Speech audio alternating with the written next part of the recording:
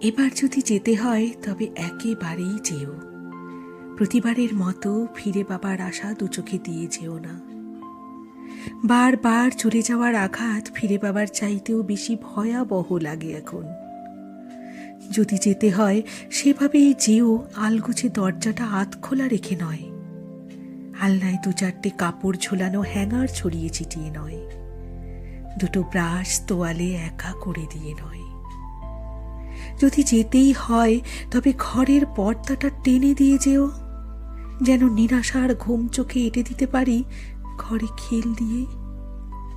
এবার সত্যি যদি যেতে চাও ঘরে ফিরে না আসার মতো করেই যেও, আমি স্বস্তিতে কাটাতে পারবো বাকিটা জীবন। কৈফিয়তহীনভাবে সারাটা শহরকে ঘুরে দেখব।